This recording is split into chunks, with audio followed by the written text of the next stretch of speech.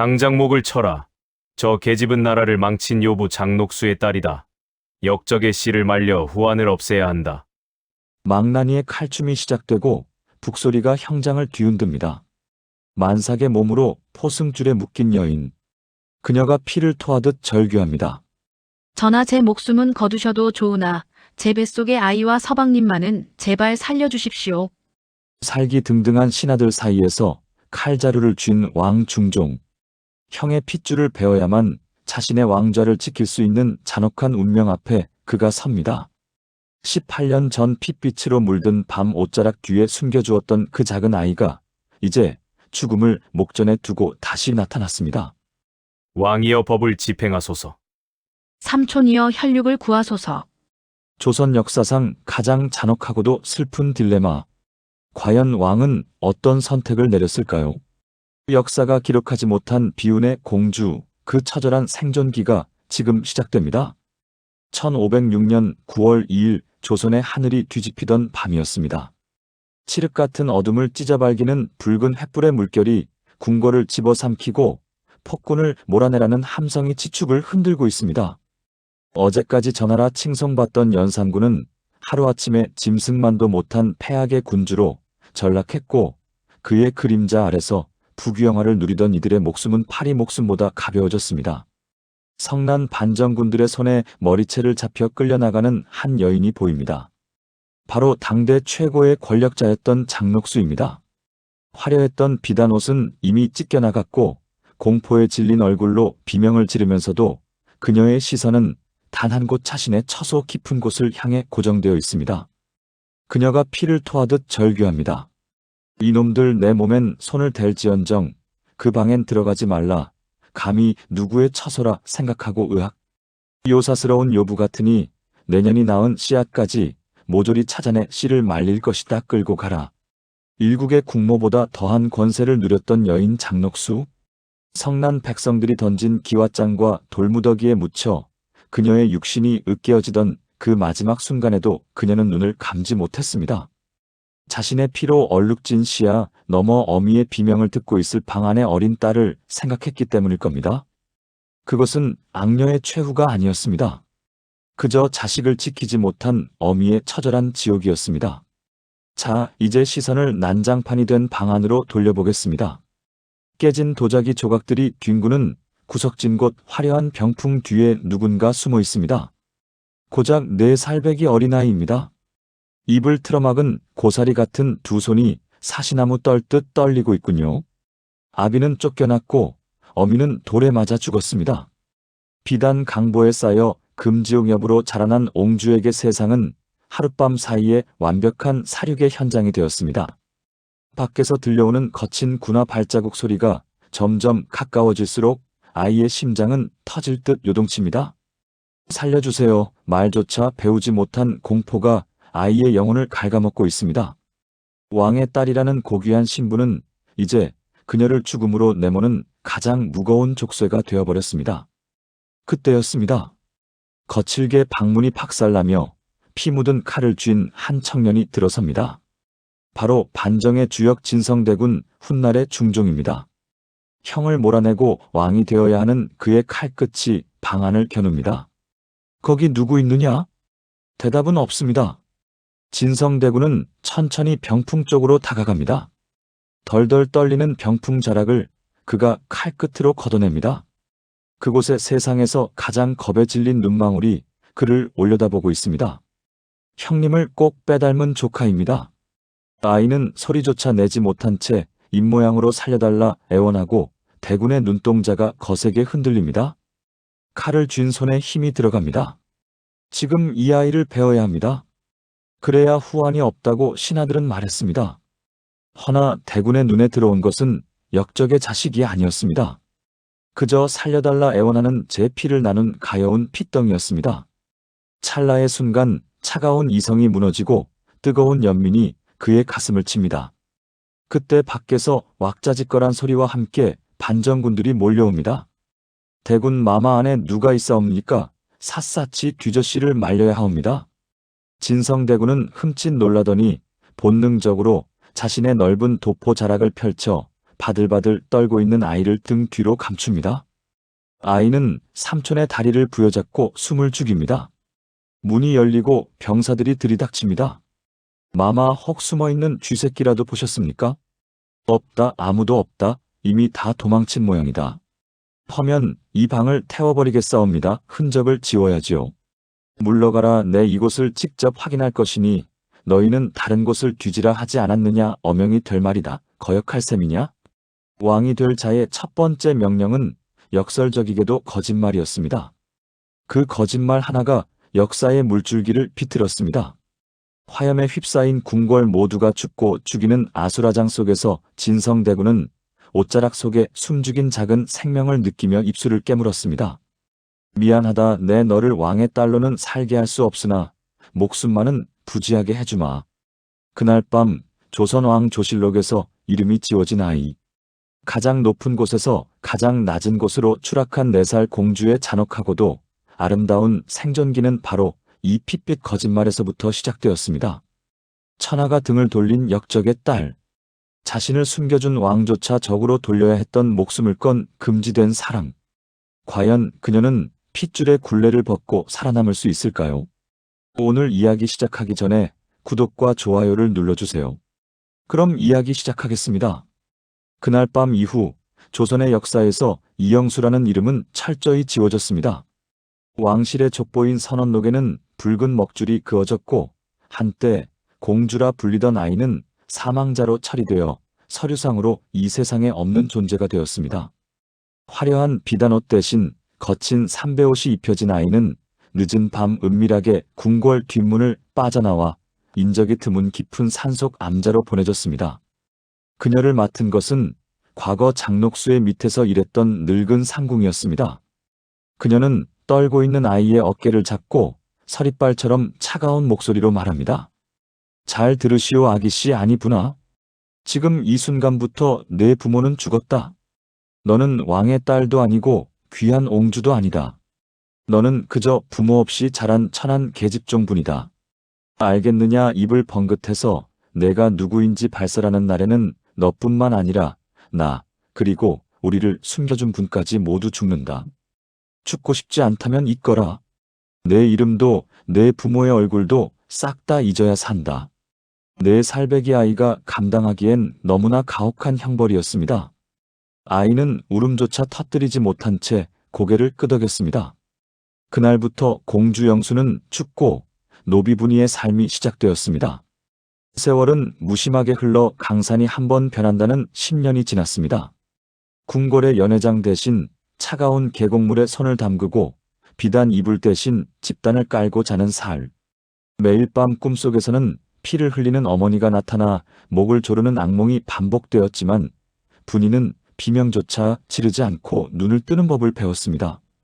새벽 이슬을 맞으며 일어나 꽁보리밥 한 덩이를 입에 구겨 넣는 그녀의 눈빛은 더 이상 겁에 질린 아이의 것이 아니었습니다. 살아야 한다. 무슨 짓을 해서든 살아남아야 한다. 그것은 짐승 같은 생존 본능이었습니다. 어느 날 마을 어귀의 빨래터. 여인네들이 모여 방망이질을 하며 수다를 떨고 있습니다. 그 틈에 끼어 묵묵히 빨래를 하는 분이의 모습이 보입니다. 어느덧 18꽃다운 처녀가 된 그녀. 헌 옷을 기워 입고 얼굴에 숯검댕을 칠해 미모를 감추려 했지만 터진 옷자락 사이로 드러나는 하얀 피부와 깊은 눈매는 감출 수가 없습니다. 그때 지나가던 한양 양반댁 하인들이 수근거립니다. 어이 저기 저 계집 좀 보게. 산골 구석에 처박혀 있기엔 아까운 인물인데 생김새가 예사롭지 않아. 어디서 많이 본 듯한 얼굴인데 말이야. 분이의 손끝이 미세하게 떨립니다. 가슴이 철렁 내려앉습니다.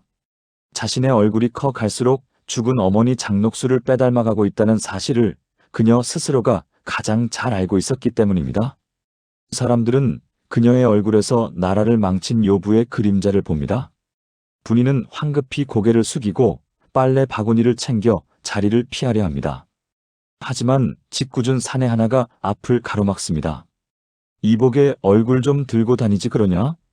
이리 가까이서 보니 눈매가 아주 기가 막히는구나. 마치 10여 년 전 도성 바닥을 주름잡던 그 여인네를 쏙 빼닮았어. 혹시 내 어미가 누구냐? 순간 분이의 눈동자에 살기가 스칩니다. 하지만 이내 바보처럼 헤헤 웃으며 어눌한 말투로 대꾸합니다. 소소이는 부모가 없사옵니다. 그저 절에서 밥 얻어먹고 사는 천한년이온데 어찌 귀한 분들을 알겠습니까? 비 비켜주십시오. 마님께서 기다리십니다. 비굴하게 허리를 굽히고 도망치듯 산길을 뛰어 올라가는 분이 숨이 턱 끝까지 차오르도록 달리고 또 달립니다.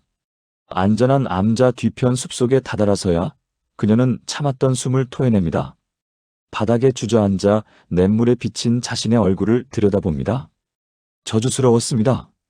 이 아름다운 얼굴이, 붉은 입술이, 오뚝한 콧날이 모두 저주였습니다. 그녀는 거친 돌을 집어들어 자신의 얼굴을 문지르려다 멈칫합니다. 물에 비친 자신의 모습 옆으로 일렁이는 또 하나의 환영. 피를 흘리며 웃고 있는 어머니 장녹수의 얼굴입니다. 분이는 돌을 던져 물속의 환영을 깨뜨려 버립니다. 제발 저 좀 내버려 두세요. 어머니처럼 살지 않을 겁니다. 저는 죽지 않을 겁니다. 속으로 절규하며 눈물을 삼키는 분이. 하지만 운명은 가혹하게도 그녀를 가만두지 않으려 합니다. 그녀의 미모에 대한 소문은 바람을 타고 산 아랫마을까지 퍼져나갔고, 이는 곧 탐욕스러운 사내들의 호기심을 자극하기 시작했습니다. 숨죽여 살아온 십수년의 노력이 무색하게도 그녀의 타고난 핏줄과 외모가 다시금 목을 조여오고 있는 것입니다. 그날 밤 분이는 잠을 이루지 못하고 밖으로 나왔습니다. 달빛 아래서 그녀는 결심한 듯 주먹을 꽉 쥡니다. 더 깊은 곳으로 숨어야 할까, 아니면 얼굴을 망가뜨려야 할까? 고민하던 그녀의 귀에 수풀을 헤치는 인기척이 들립니다. 짐승일까, 아니면 자신을 쫓는 추적자일까? 분이는 숨을 멈추고 어둠 속을 응시합니다. 그리고 그곳에서 운명처럼 한 사내와 마주치게 됩니다. 자신만큼이나 세상에 대한 원망으로 가득 찬 눈빛을 가진 사내. 바로 서자 윤겸이었습니다. 가장 비참한 순간에 찾아온 가장 위험한 만남. 이 만남이 그녀를 구원할 동아줄이 될지, 아니면 파멸로 이끄는 덫이 될지 아무도 알지 못했습니다. 그날 밤 숲속에서 들려오던 소리는 짐승의 울음소리가 아니었습니다. 그것은 칼바람을 가르는 날카로운 검기, 그리고 억눌린 사내의 거친 호흡 소리였습니다. 분이는 숨을 죽이고 나무 뒤에 몸을 숨긴 채 그 광경을 훔쳐보았습니다. 달빛 아래 한 사내가 미친 듯이 검을 휘두르고 있습니다. 허공을 베고 나무 기둥을 내리칠 때마다 튀어오르는 나무 껍질들이 마치 그의 마음속 응어리처럼 사방으로 흩어집니다. 그는 윤겸이었습니다. 마을 최대 양반가인 최진사 댁의 핏줄이지만 본처가 아닌 첩의 자식으로 태어난 서자. 글을 읽어도 과거를 볼 수 없고 무예를 닦아도 장수가 될 수 없는 저주받은 운명. 그는 밤마다 아무도 없는 산에 올라 세상에 내지 못하는 분노를 칼끝에 실어 토해내고 있었던 것입니다. 한참을 허공에 칼질을 해대던 그가 거친 숨을 몰아쉬며 바닥에 주저앉습니다. 그리고 허공을 향해 나지막이 그러나 뼈아프게 읊조립니다. 아버님, 소자는 어찌하여 태어난 것입니까? 쓰지도 못할 재주를 왜 저에게 주셨나이까? 차라리 멍청한 놈으로 낳아주시지. 차라리. 그 처절한 독백이 분이의 가슴을 후벼 팠습니다. 태어나지 말았어야 했다는 그 말. 존재 자체가 죄가 된다는 그 절망. 그것은 분이가 평생을 짊어지고 온 고통과 너무나 닮아 있었습니다. 그때 바스락거리는 소리에 윤겸이 번개처럼 고개를 돌립니다. 그의 눈빛이 매섭게 빛납니다. 누구냐, 당장 나오지 않으면 베어버리겠다. 분이는 도망치려다 발이 꼬여 그만 앞으로 넘어지고 맙니다. 윤겸이 순식간에 다가와 그녀의 목에 칼을 겨눕니다. 차가운 칼날이 목덜미에 닿는 순간 분이는 고개를 들어 그를 바라봅니다. 공포에 질린 눈이 아니라 모든 것을 체념한 듯 깊고 슬픈 눈동자. 그 눈을 마주한 순간 윤겸의 멈칫합니다. 그는 천천히 칼을 거둡니다. 남루한 옷차림에 얼굴에는 검댕이 칠해져 있었지만 그는 단번에 알아볼 수 있었습니다. 자신을 바라보는 이 여인의 눈 속에 자신과 똑같은 깊은 어둠이 도사리고 있다는 것을 말입니다. 너는 아까 빨래터의 그 아이로구나. 보아하니 나처럼 잠 못 이루는 밤인가 보군. 송구하옵니다, 도련님. 훔쳐보려던 것은 아니었사옵니다, 그저. 가라. 누군가에게 들키고 싶은 기분이 아니다. 차갑게 등을 돌리는 윤겸. 하지만 분이는 발걸음이 떨어지지 않습니다. 자신도 모르게 한마디를 던집니다. 검술이 참으로 아름답습니다. 제가 본 그 어떤 춤사위보다 슬프고 아름다웠습니다. 그 말에 윤겸의 어깨가 굳어집니다. 천한 놈의 칼질이라 손가락질 받던 자신의 무예를 아름답다고 말해준 사람은 난생 처음이었습니다. 그날 밤 두 사람은 아무 말 없이 나란히 바위에 앉아 달을 보았습니다. 말을 하지 않아도 알 수 있었습니다. 서로가 서로에게 유일한 위로가 될 것임을. 그날 이후 인적이 드문 숲속은 두 사람만의 비밀 정원이 되었습니다. 약초를 캔다는 핑계로 분이는 산을 올랐고 무예 수련을 핑계로 윤겸은 그녀를 기다렸습니다. 신분의 벽도 과거의 상처도 이 숲에서는 아무런 문제가 되지 않았습니다. 윤겸이 꺾어준 진달래꽃을 보며 분이는 10수년 만에 처음으로 소리내어 웃었습니다. 그녀의 환한 미소를 보며 윤겸 역시 처음으로 자신이 서자라는 사실을 잊을 수 있었습니다. 어느 날 윤겸이 진지한 표정으로 입을 엽니다. 그의 눈빛이 흔들리고 있습니다. 분아, 나는 내 아버지가 부끄럽다. 나를 자식이 아니라 그저 칩으로만 여기는 그분이 원망스럽다. 헌데 너와 함께 있으면 그런 것들이 다 하찮게 느껴져. 분이는 가슴이 철렁 내려앉습니다. 하고 싶은 말이 목구멍까지 차올랐습니다. 도련님, 저는 아버지가 부끄러운 것이 아니라 세상이 제 아버지를 증오합니다. 제 아버지는 왕이었으나 폭군이었고 저는 그 핏줄을 이어받은 죄인입니다. 하지만 그 말을 뱉는 순간 이 작은 행복조차 깨져버릴 것을 알기에 그녀는 그저 쓴웃음을 삼킵니다. 도련님은 귀한 분이십니다. 저 같은 천것과는 어울리셔서는 안 됩니다. 아니, 귀한 것은 너다. 내게 숨쉬는 법을 알려준 내가 이 조선 땅 그 누구보다 귀하다. 윤겸이 품에서 무언가를 꺼냅니다. 투박하지만 정성스럽게 깎은 나무 비녀입니다. 그가 조심스럽게 분이의 손을 잡습니다. 거칠어진 그녀의 손가락을 어루만지며 그가 고백합니다. 분아, 우리 떠나자. 이 지긋지긋한 양반 동네도 서자라는 굴레도 다 벗어던지고 아무도 모르는 곳으로 가서 살자. 내 너를 굶기지는 않을 것이다. 나와 혼인해다오. 세상이 멈춘 듯한 정적? 분이는 숨을 쉴 수가 없습니다. 그토록 듣고 싶었던 말. 하지만 결코 들어서는 안 되는 말. 그녀가 고개를 저으며 뒷걸음질 칩니다. 눈물이 툭 하고 떨어집니다. 안 됩니다, 도련님. 가당치도 않은 말씀이십니다.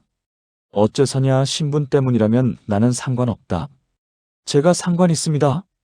분이가 비명을 지르듯 소리칩니다. 그녀의 눈에서 굵은 눈물방울이 하염없이 흘러내립니다.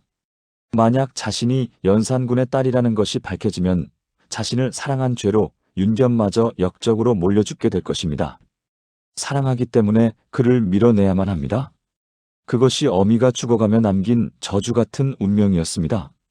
주제 파악을 하십시오, 도련님. 저는 그저 하루 벌어먹고 사는 천한년입니다. 도련님 같은 분이 한순간의 동정심으로 데리고 놀다 버릴 그런 계집이란 말입니다. 다시는 저를 찾지 마십시오. 모진 말을 내뱉고 돌아선 분이가 산길을 뛰어내려갑니다. 뒤에서 윤겸이 애타게 그녀의 이름을 부르지만 그녀는 귀를 막습니다. 가슴이 찢어질 듯 아픕니다. 입술을 깨물어 피가 맺힙니다. 어둠 속으로 사라지는 그녀의 등 뒤로 윤겸이 떨어뜨린 나무 비녀만이 덩그러니 남아 슬픈 달빛을 받고 있습니다. 서로를 구원할 수 있는 유일한 빛이었던 두 사람. 하지만 현실의 벽은 너무나 높았고 분이가 감춘 비밀은 너무나 치명적이었습니다. 과연 이 사랑은 이대로 끝나고 마는 것일까요? 하지만 운명은 그들을 그렇게 쉽게 놓아주지 않을 작정이었습니다. 더 잔인하고 더 가혹한 시련이 그들을 기다리고 있었기 때문입니다. 소문은 발없는 말이 되어 천리를 갔습니다. 최진사 댁 서자가 산골짜기 근본 없는 계집종에게 홀려 정신을 못 차린다는 추문은 삽시간에 마을 전체로 퍼져나갔습니다. 양반들의 체면을 목숨보다 중히 여기던 조선 사회에서 이는 단순한 연애사가 아니라 가문의 수치이자 씻을 수 없는 오점이었습니다. 다음 날 아침 최진사 댁의 육중한 대문이 열리고 마당 한가운데에 멍석이 깔렸습니다. 성난 최진사의 호통 소리가 담장을 넘어 마을 어귀까지 쩌렁쩌렁 울려 퍼집니다. 내 이놈, 내가 기어이 내 얼굴에 먹칠을 하는구나. 과거 공부는 뒷전이고 어디서 굴러먹던 천한년과 놀아나다니. 내 놈 어미가 천출이라 너 또한 그 천한 피를 속이지 못하는 것이냐? 마당에 무릎을 꿇은 윤겸의 등 위로 가차 없는 매질이 쏟아집니다. 살점이 터지고 피가 배어나오지만 윤겸은 신음소리 한번 내지 않고 입술을 깨물며 버팁니다. 그는 자신의 고통보다 아버지가 뱉은 그 말 내 어미가 천출이라 너 또한 천하다는 그 말이 더 뼈아프게 가슴을 후벼 팠기 때문입니다. 그리고 그 잔인한 광경을 담장 넘어 멀리서 지켜보는 이가 있었습니다. 바로 분이었습니다. 그녀는 입을 틀어막은 채 하염없이 눈물을 흘립니다. 자신 때문에 사랑하는 사람이 짐승처럼 맞고 있습니다. 자신이 곁에 있으면 그는 영원히 손가락질 받는 서자 그 이상의 존재가 될 수 없다는 사실을 뼈저리게 실감합니다. 매질이 끝나고 만신창이가 된 윤겸이 광에 갇힙니다. 분이는 다리가 풀려 주저앉습니다. 자신이 왕의 딸이면 무엇합니까? 지금은 그저 사랑하는 사내를 망치는 재앙 덩어리에 불과한 것을요. 그날 밤 분이는 몰래 광 쪽으로 다가갑니다. 작은 창살 사이로 신음하는 윤겸의 모습이 보입니다. 인기척을 느낀 윤겸이 힘겹게 고개를 듭니다. 피투성이가 된 얼굴로 그가 미소 짓습니다. 왔느냐 분아? 내 꼴이 흉하지. 걱정 마라 나는 괜찮다. 이깟 매질 몇 번으로 널 포기할 줄 알았느냐? 그 해맑은 미소가 분이의 심장을 난도질합니다. 분이는 독해지기로 마음먹습니다. 지금 그를 끊어내지 못하면 그는 정말로 파멸할 것입니다. 분이는 차갑게 식은 눈으로 그를 내려다봅니다. 도련님 착각하지 마십시오. 제가 온 것은 도련님이 걱정되어서가 아닙니다. 도련님 덕분에 제 신세가 아주 곤란해졌기에 따지러 온 것입니다. 무슨 소리냐 분아? 동네방네 소문이 나서 이제 어디 가서 일도 못하게 생겼습니다. 양반댁 서자 꼬셔서 팔자 좀 고쳐보려 했는데 재물은커녕 매만 맞고 쫓겨난 신세라니요. 제가 사람을 잘못 봤습니다. 능력도 없고 힘도 없는 주제에 무슨 사랑 타령입니까? 분아 그게 진심이냐? 예, 진심입니다. 그러니 제발 제 인생에서 꺼져 주십시오. 제 수옴 붙기 전에 말입니다. 윤겸의 눈동자가 흔들리다 이내 텅 비어버립니다. 육체의 고통보다 더 큰 배신감이 그의 영혼을 부수어버립니다. 그는 힘없이 고개를 떨굽니다. 가라, 다신 내 눈앞에 띄지 마라. 분이는 뒤도 돌아보지 않고 달립니다. 어둠 속을 달리며 참고 있던 울음을 토해냅니다. 가슴을 주먹으로 내리치며 오열합니다. 미안합니다. 정말 미안합니다. 이렇게라도 하지 않으면 당신이 죽습니다. 내가 당신 곁에 있으면 내 아버지를 죽인 그 칼날이 당신마저 베어버릴 것입니다. 분이는 정처 없이 걷다 보니 어느새 깎아지른 절벽 끝에 서 있습니다. 발 아래로는 검푸른 강물이 소용돌이치고 있습니다. 그녀는 하늘을 올려다봅니다. 원망스러운 하늘. 부모를 죽이고 신분을 뺏고 이제는 사랑조차 허락하지 않는 잔인한 하늘. 어머니 아버지, 이제 그만 저를 데려가 주세요. 너무 힘듭니다. 숨 쉬는 것조차 죄가 되는 이 세상에서 더는 버틸 자신이 없습니다. 분이는 신발을 벗어놓습니다. 천천히 절벽 끝으로 발을 내딛습니다. 강바람이 그녀의 옷자락을 거칠게 흔듭니다. 눈을 감고 몸을 던지려는 찰나 뒤에서 누군가 거칠게 그녀의 손목을 낚아챕니다. 강한 힘에 이끌려 그녀의 몸이 뒤로 넘어지고 따뜻하고 단단한 품이 그녀를 감싸 안습니다. 놀란 눈으로 올려다본 그곳엔 숨을 헐떡이는 윤겸이 있습니다. 광문을 부수고 피 흘리는 몸을 이끌고 달려온 것입니다. 그의 눈은 분노와 안도감으로 붉게 충혈되어 있습니다. 놓으십시오. 이거 놓으십시오. 못 놓는다. 죽어도 못 놓는다. 내 진심이 아니란 걸 안다. 내 눈이 울고 있는데 입으로 하는 거짓말에 내가 속을 줄 알았느냐? 윤겸이 그녀를 부서져라 껴안습니다. 피냄새와 땀 냄새가 섞인 그의 채취가 분이의 코끝을 찌릅니다. 분이는 그의 가슴을 밀어내며 소리칩니다. 도련님은 저에 대해 아무것도 모릅니다. 제가 누군지 알면 기겁을 하고 도망칠 겁니다. 저는 저주받은 년입니다. 상관없다. 내가 천한 종년이든 살인자의 자식이든 상관없다. 나 또한 세상이 버린 자식이 아니더냐? 세상이 우리를 버렸다면 우리도 세상을 버리면 그만이다. 도망가자 분아. 아무도 없는 곳으로 가서 우리끼리 살자. 윤겸의 뜨거운 눈물이 분이의 볼 위로 떨어집니다.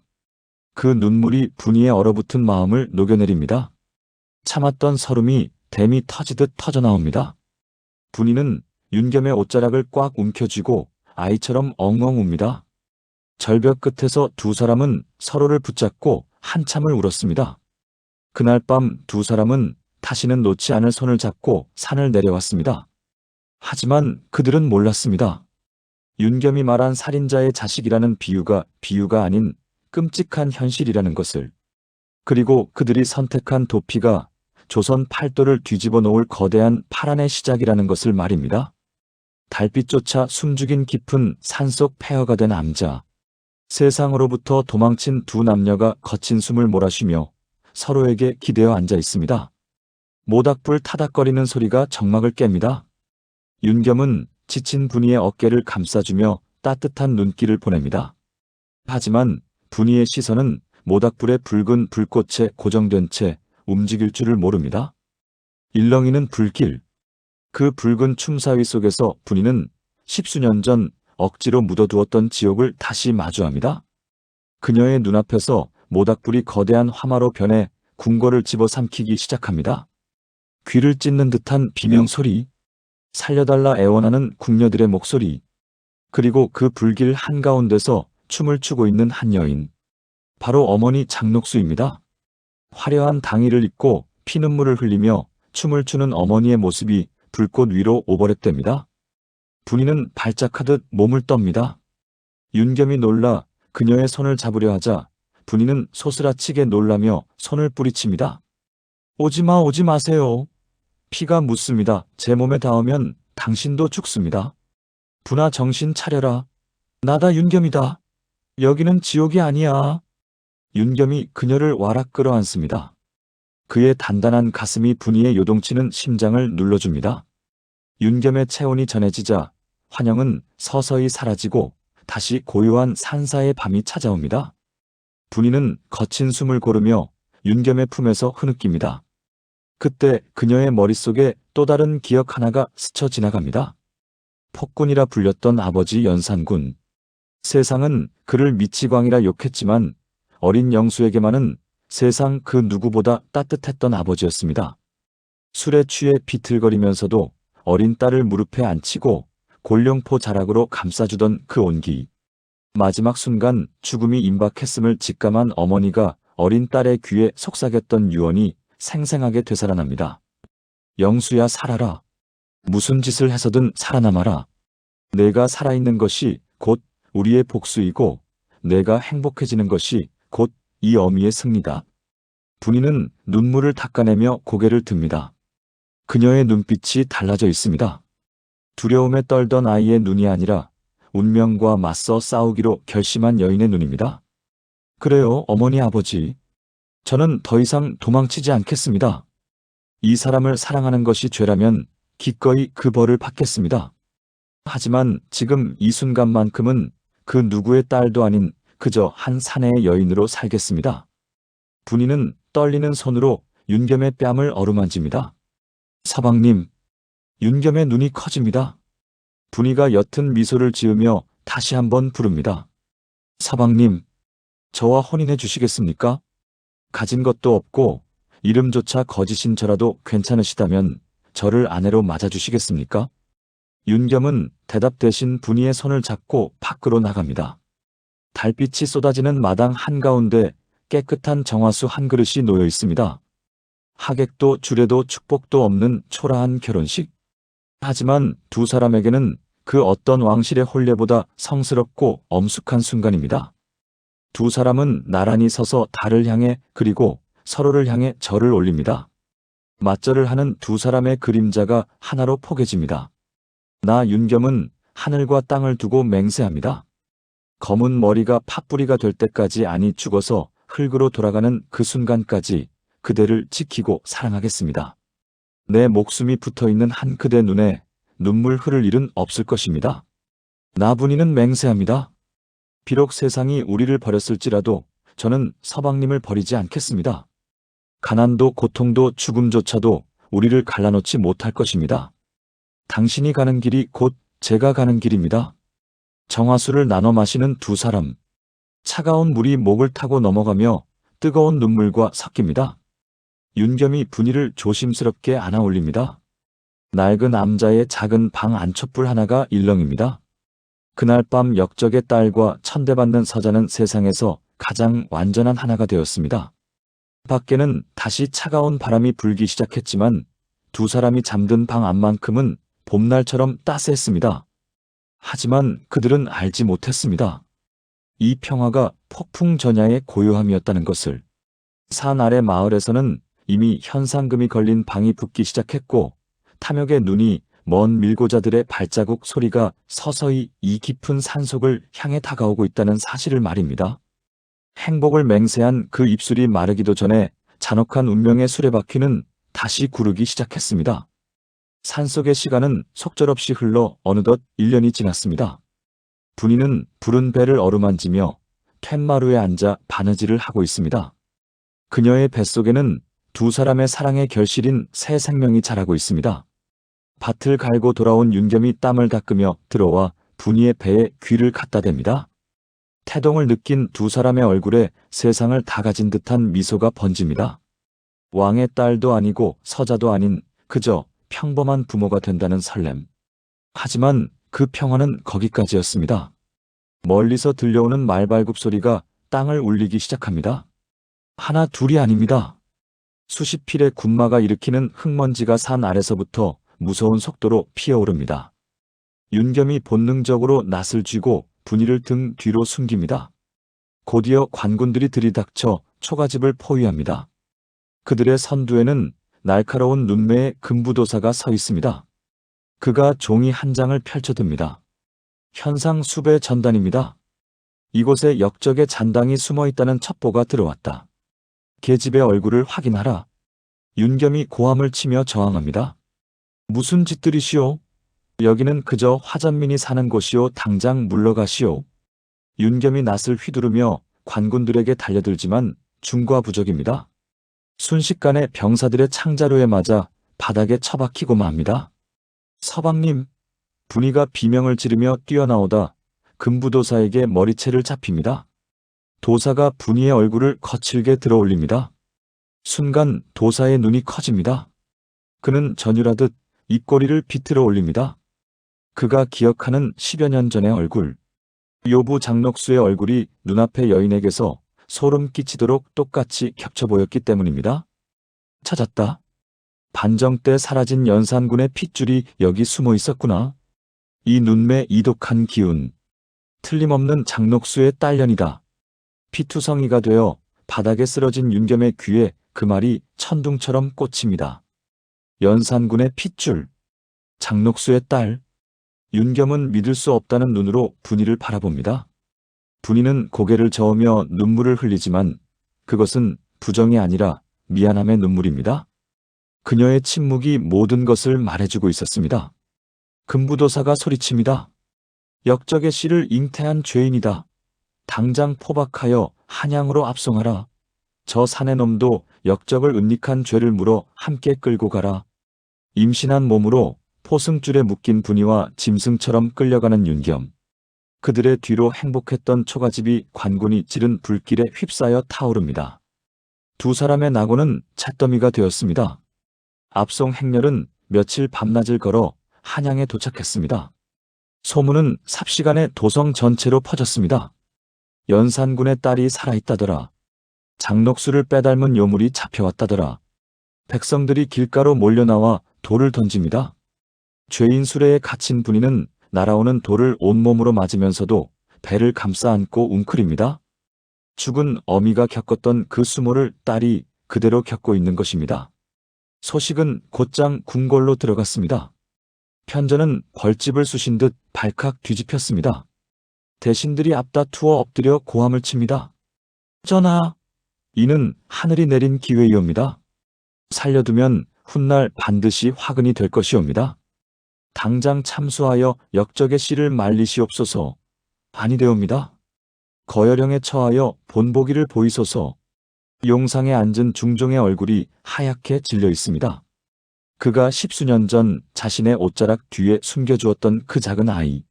살아만 있으라 했던 그 아이가 이제 죽음을 목전에 두고 다시 그의 앞에 나타난 것입니다.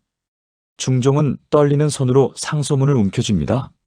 왕권을 지키기 위해서는 형의 핏줄을 베어야 합니다. 하지만 인간으로서 조카를 2번 죽일 수는 없습니다.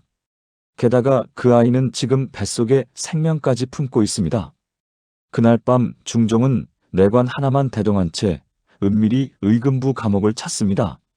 차가운 감옥 바닥?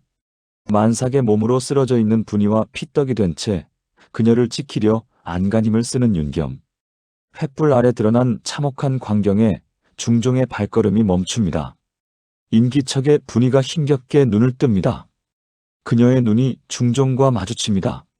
십수년 전 살려달라 애원하던 4살배기 아이의 눈망울이 여전히 그곳에 있었습니다. 분이가 피 묻은 입술을 달싹이며 쥐어짜듯 목소리를 냅니다. 전하, 삼촌, 제 목숨은 거두셔도 좋으나 이 아이와 제 서방님만은 제발. 처절한 호소에 중종은 눈을 질끈 감습니다. 왕이여 법을 집행하소서. 삼촌이여 혈육을 구하소서. 2개의 자아가 그의 가슴 속에서 격렬하게 충돌합니다. 밖에서는 신하들의 처형 요구가 빗발치고 안에서는 피 섞인 조카가 죽어가고 있습니다. 칼자루를 쥔 왕 중종. 과연 그는 내일 아침 어떤 판결을 내릴까요? 역사의 비극은 이제 그 정점을 향해 치닫고 있습니다. 운명의 날이 밝았습니다. 차가운 서리가 내려앉은 의금부 국문장에는 살기가 감돌고 있습니다. 붉은 관복을 입은 대신들이 도열해 있고 그 한가운데 만삭의 분이와 피투성이가 된 윤겸이 무릎 꿇려 있습니다. 형리들이 시퍼런 칼날을 갈고 있고 망나니가 춤을 추기 시작합니다. 북소리가 둥둥 울릴 때마다 분이의 어깨가 움찔거립니다. 하지만 그녀의 눈빛만은 더 이상 흔들리지 않습니다. 그녀는 옆에 있는 윤겸의 손을 꽉 잡습니다. 이 손을 잡고 죽는다면 그것으로 족하다는 듯 비장한 표정입니다. 영의정이 앞으로 나와 엎드려 고함을 칩니다. 그의 목소리가 쩌렁쩌렁하게 국문장을 울립니다. 전하 무엇을 망설이시옵니까? 저 계집은 나라를 망친 폭군 연산의 핏줄이자 요녀 장녹수의 딸이옵니다. 살려두면 반드시 훗날 영모의 씨앗이 될 것이니 당장 목을 베어 후원을 없애야 하옵니다. 어명으로 참수형을 내리시옵소서. 참수하라 참수하라. 대신들의 함성이 빗발칩니다. 용상에 앉은 중종은 굳게 담은 입술을 뗄 줄 모릅니다. 그의 시선이 분이에게 머뭅니다. 두려움에 떨면서도 배를 감싸 안고 있는 저 여인에게서 그는 자신의 형 연산군의 광기가 아닌 살고자 하는 처절한 생명을 봅니다. 그때 분이가 입을 엽니다. 죄인의 입에서 터져나온 뜻밖의 당당한 목소리에 장내가 술렁입니다. 전하 소인은 죽어 마땅한 역적의 딸이 맞사옵니다. 제 몸에 흐르는 피가 죄라면 달게 목을 내놓겠습니다. 허나 제 뱃속의 아이와 여기 있는 제 지아비는 죄가 없사옵니다. 이 사람은 제가 누구인지도 모르고 그저 한 여인으로 사랑해준 죄밖에 없습니다. 부디 저만 죽이시고 이 사람들은 살려주십시오. 안 된다 분아. 같이 죽는다. 나 혼자 살아서 무엇하느냐. 윤겸이 울부짖으며 몸부림칩니다. 서로를 감싸며 죽음을 자처하는 2사람의 모습. 그것은 영모를 꾀하는 반역자가 아니라 그저 사랑을 지키려는 애절한 연인일 뿐이었습니다. 중종의 눈가가 파르르 떨립니다. 그는 자리에서 벌떡 일어납니다. 왕의 기세에 눌려 함성을 지르던 신하들이 입을 다뭅니다. 중종이 천천히 계단을 걸어 내려와 죄인들 앞까지 다가갑니다. 모두가 숨죽인 가운데 중종이 입을 엽니다. 경들은 들으라. 그대들은 지금 나더러 폭군의 핏줄을 끊어내라 하였다. 허나 내 눈에는 폭군도 역적도 보이지 않는다. 그저 지아비를 살리려는 아내와 처자식을 지키려는 한 사내가 보일 뿐이다. 전하, 그것은 사사로운 감정이시옵니다. 법은 만인에게 평등해야 하며 역적의 신은 남겨서는 아니 되옵니다. 영의정이 바닥에 머리를 찌우며 반박합니다. 중종의 눈빛이 매섭게 돌변합니다. 그가 뇌성병력 같은 호통을 칩니다. 닥쳐라. 너희가 말하는 그 법이라는 것이 고작 뱃속의 아이까지 죽여야 지켜지는 것이더냐? 형님을 몰아내고 내가 왕이 된 것은 더 나은 세상을 만들기 위함이었다. 헌데 지금 너희는 나더러 형님과 똑같은 살인마가 되라 강요하고 있구나. 피를 피로 씻는 정치가 과연 정의란 말이냐?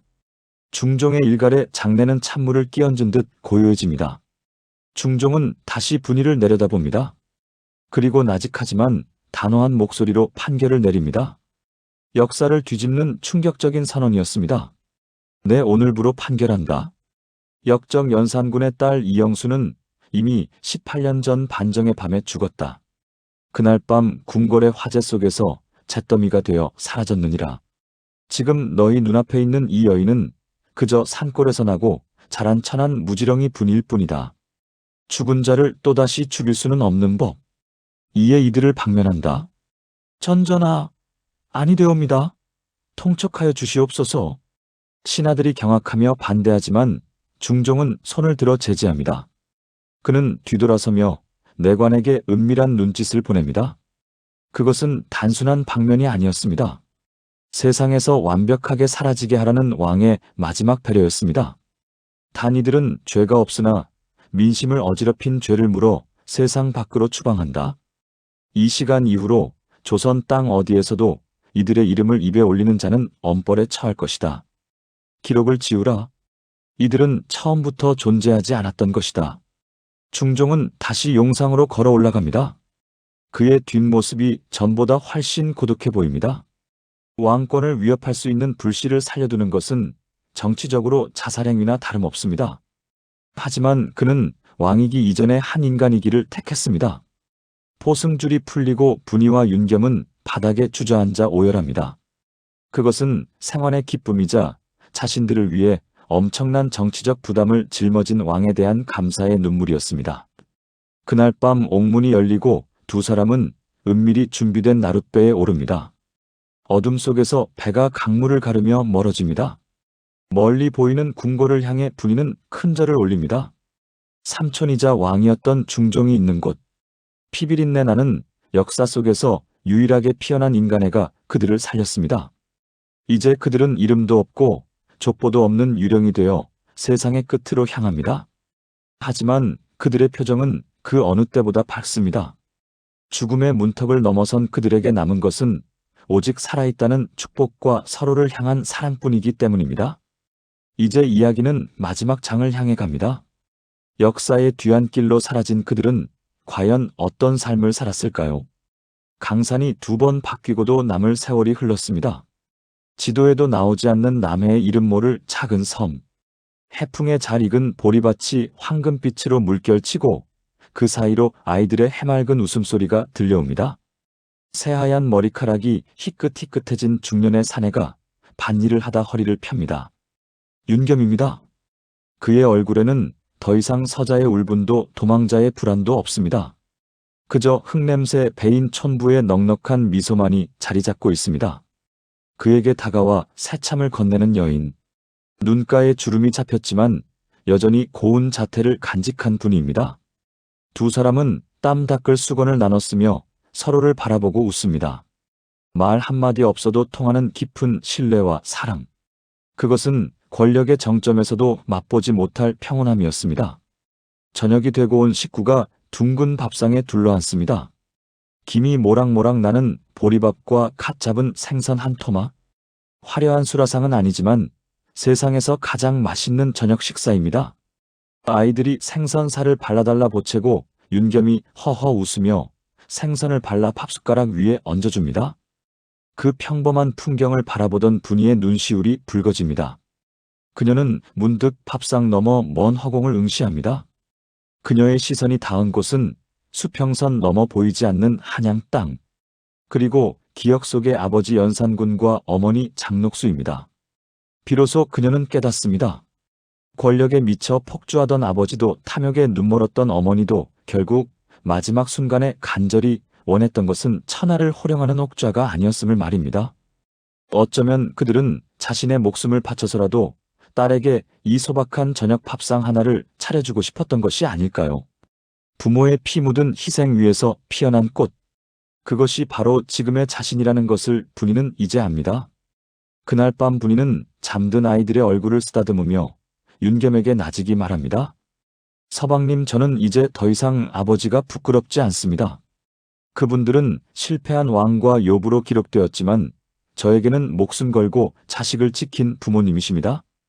우리가 이렇게 살아남아 웃고 있는 것이야말로 그분들이 세상에 남긴 가장 위대한 복수가 아닐까요? 윤겸이 말없이 분이의 손을 꼭 잡아줍니다. 거친 파도 소리가 자장가처럼 들려오는 섬마을의 밤. 역사는 그들을 기록하지 않았습니다. 조선왕 조실록 어디에도 이영수와 윤겸의 이름은 남아있지 않습니다. 세상은 그들이 죽었다고 믿고 있고 권력자들은 그들을 잊었습니다. 허나 보십시오. 그들은 살아남았습니다. 가장 비참한 운명 속에서도 서로를 포기하지 않았고 핏줄의 저주를 사랑으로 끊어냈습니다. 살아남는 것, 끝까지 살아남아 내 사람들과 따뜻한 밥 한 끼를 나누는 것, 그것이야말로 핏빛 역사를 이겨낸 가장 위대하고 아름다운 승리가 아닐까요? 누군가는 왕이 되어 역사를 쓰지만 누군가는 사랑을 하여 삶을 완성합니다. 폭군의 딸도 천한 서자도 아닌 그저 행복한 사람으로 남은 그들의 이야기는 저 바람 속에 영원히 머물 것입니다. 지금까지 비운의 역사 속에 숨겨진 가장 뜨거운 사랑 이야기였습니다. 오늘 이야기가 감동적이셨다면 구독과 좋아요를 눌러주세요. 여러분의 작은 관심이 잊혀진 역사의 숨결을 불어넣습니다. 시청해주셔서 감사합니다.